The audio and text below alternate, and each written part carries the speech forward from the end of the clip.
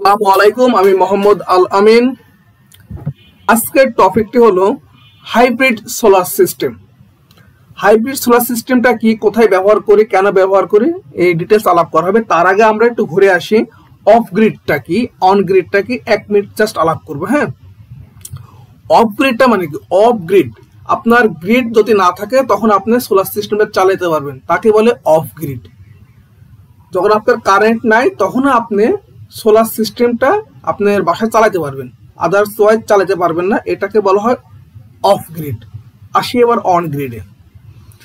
On grid মানে কি? আপনার গ্রিড অন, তার মানে আপনার কারেন্ট লাইনও প্রেজেন্ট থাকা, উপস্থিত থাকা লাগবে, এবং সোলারটা তখন আপনি চালাইতে পারবেন। যদি আপনার কারেন্ট চলে গেছে আপনি সোলারটা চালাইতে পারবেন না, এটাকেই বলে অন গ্রিড। মানে গ্রিড অন থাকতে হবে, গ্রিড অফ থাকতে হবে। গ্রিড অফ থাকলে আপনি চালাতে পারবেন, তার মানে কি অফ গ্রিড।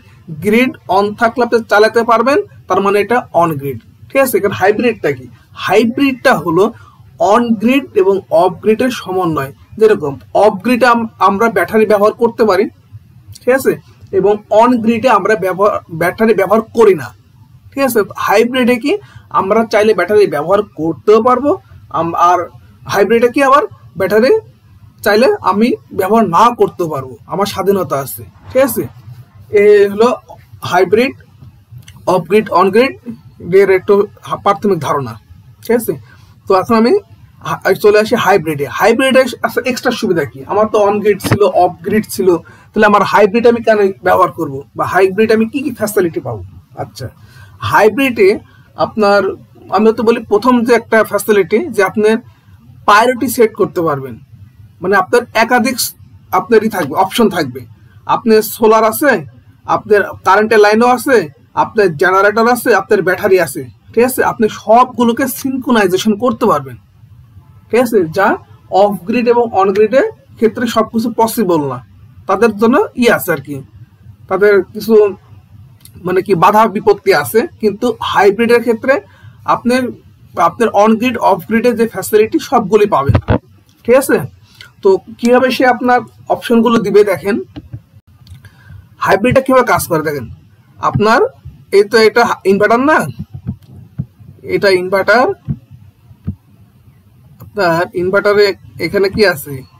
একটা প্রান্ত ডিসি, ঠিক আছে না, আর ডিসি, আর একটা প্রান্ত হলো এসি। ওকে, তো সোলার থেকে আমার কোথায় আসবে? সোলার যে ডিসি ভোল্টেজ, সে আমার ইনভার্টারের ইনপুটে আসবে। ঠিক আছে?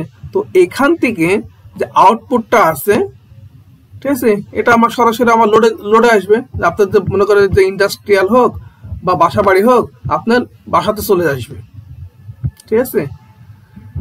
আবার কি হতে পারে, এখানে সেকেন্ড অপশন কি, আপনার কারেন্টের লাইনও আছে। ঠিক আছে? আপনি কারেন্টের লাইন কোথায় বসাবেন? কারেন্টের লাইন, জেনারেটরের লাইন, ঠিক আছে, এগুলো, এবং সোলারের যে ইনপুট আছে, ব্যাটারির ইনপুট আছে না, এগুলো সব একটা ডিবি বক্সে কানেক্ট হবে। ডিবি বক্সে কানেক্ট হওয়ার পর, ডিবি বক্সের কানেক্ট হওয়ার পর এটা চলে যাবে ইনভার্টারের এসি ইনপুটে। মানে ব্যাটারিটা যাবে ডিসিতে, আর এই আপনার গ্রিডের লাইন এবং ডিজেল জেনারেটরের লাইন চলে আসবে আউটপুটে। ঠিক আছে? আচ্ছা, এখন আমি বলি এর যে সুবিধাটা কি। মনে করেন আপনার এটা লোড আছে না, এই যে এটা লোড, এখন আপনার এখানে 500 কিলোওয়াট না 50, আচ্ছা 500 কিলোওয়াট আপনার লোড আছে। আপনার ইন্ডাস্ট্রিয়াল যে মেশিনগুলো আছে, 500 কিলোওয়াট আপনার লোড আপনার প্রয়োজন। ঠিক আছে?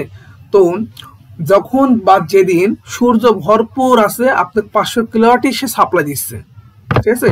আপনার এখান থেকে প্রসেস হয়ে, সোলার থেকে প্রসেস হয়ে আপনার 500 কিলোওয়াটই আপনি পাইতেছেন, তার মানে আপনি সোলার চালাচ্ছেন। ওকে, এখন মনে করেন যে বৃষ্টি হইতেছে। ঠিক আছে? তো বৃষ্টির কারণে আপনার 300 কিলোওয়াট জেনারেট করতে পারছে। ওকে, তো 300 কিলোওয়াট যখন জেনারেট করছে, আমার তো 200 কিলোওয়াট শর্ট হয়ে গেল। ঠিক আছে?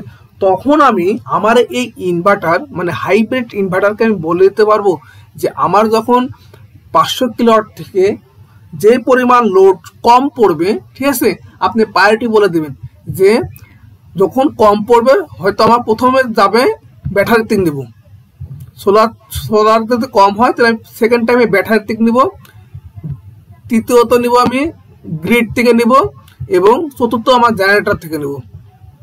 আমি এটা সেট করে দিতে পারি, ঠিক আছে। আচ্ছা, এখন মনে করেন আপনার যেহেতু এটা কি আমি অফ গ্রিড সিস্টেমে বলি, হ্যাঁ, গ্রিড অফ থাকা লাগবে। আচ্ছা, এখন মনে করেন 300 কিলোওয়াট আপনার জেনারেট হয়েছে, 200 কিলোওয়াট আপনার শর্ট, ঠিক আছে, এর মধ্যে আপনার কারেন্টও নাই, আপনার গ্রিড লাইন বন্ধ হয়ে গেছে, তখন আমার কি হবে? গ্রিড বন্ধ, অন গ্রিডে কি হতো? গ্রিড বন্ধ হলে চালাতে পারতাম না। অন গ্রিডে দেখেন আমার গ্রিড কিন্তু নাই, তখন আমি কি বলবো? তখন তো আমি বলে দিচ্ছি যে আমার এখানে লোড যখন কমে যাবে, ঠিক আছে, লোড কম মানে জেনারেট কমে যাবে, তখন কি সেকেন্ড প্রায়োরিটি কি ব্যাটারি থেকে নিয়ে আমি 200 কিলোওয়াট আমি ব্যাটারি থেকে ব্যাকআপ নিব, ঠিক আছে। এখন মনে করেন কোনো কারণ আমার তো আরবি গ্রিডও নাই, গ্রিড থেকে নিতে পারতেছি না, এখন ব্যাটারি তো চার্জও শেষ, ঠিক আছে, তখন আমি কি করবো? এর মধ্যে আমি চতুর্থ যে আছে অপশনটা আছে, ঠিক আছে, জেনারেটর আমি চালু করে দেব। ওকে, তো তার মানে কি একটা মিস হলে আর একটা সে সাপোর্ট পাবে। এখন আমার এর 2 নাম্বার বলে দিছি যে 2 নাম্বার পার্টি এটা এ শেষ হয়ে গেছে, এ শেষ হওয়ার পর দেখছে কারেন্টও নাই, তার মানে কি কারেন্টটাই মানে চলে আসবে, জেনারেটর চলে আসবে, সে সিনক্রোনাইজেশন করা আছে, আমার তো সিনক্রোনাইজেশন করা আছে, আর আমার তো এখানে এসকেটা থাকবে বা মনিটরিং ব্যবস্থা থাকবে, আমি এখান থেকে সব মনিটরিং করতে পারবো। আর একটা অপশন হলো যে এখানে কি করা যায়, যে আমাদের তো ব্যাটারি ব্যাংক আছে না, এই যে ব্যাটারি আছে না, আমাদের এখানে স্টোরেজ, তো এখানে আবার কি নেট মিটারিং করা আছে না। নেট মিটারিং কি bidirectional meter, net metering গভর্নমেন্টের সাথে আমি চুক্তি করছি যে আমার প্রয়োজন হলে আপনি আমাকে দিবেন বা আপনার প্রয়োজন হলে আমি আপনাকে দিব, এটা আমার সমন্বয় চুক্তি করছি গভর্নমেন্টের সাথে, ঠিক আছে। এখন আমার কোনো কারণে শুক্রবার আমার কোম্পানি বন্ধ, ঠিক আছে, তো শুক্রবারে আমার কোম্পানি বন্ধ, তো আমার তো সোলার আর বন্ধ নাই, আমার তো মেশিন বন্ধ, সোলার তো বন্ধ নাই। এখন যে 500 কিলোওয়াট আমাদের হিউজ লোড, এটা কি নষ্ট হবে? না, কোনোভাবে নষ্ট করা যাবে না। তখন কি হবে? তখন হবে কি যে আমার সোলার যে জেনারেট করবে এটা ডিরেক্ট যেতে পারবে। ওকে, এখন তো দিন, তার মানে কি এখন তো বাজে 12টা, আমার এখন ভর পোষে যাইতেছে যে 500 কিলোওয়াট আমি গভর্নমেন্টকে দিতে পারতেছি, ঠিক আছে। এখন মনে করে সারাদিন আমি দিলাম এবং গভর্নমেন্টকে আমি দিয়েছি, প্লাস কি আমার ব্যাটারিতে চার্জ হয়েছে না, তো আমার তো 500 কিলোওয়াট ব্যাটারিতে চার্জ হয়েছে, তার মানে কি আমার যখন এখন বাজে হলে সন্ধ্যা 6টা PM, তখন কি হবে? আমার তো আর এই সোলার থেকে মানে আমি গভর্নমেন্টকে দিতে পারবো না, আমার তো শুক্রবার কোম্পানি বন্ধ, তখন করবে কি এই ব্যাটারির থ্রোতে তখন আবার সে এটা দিয়ে দিবে।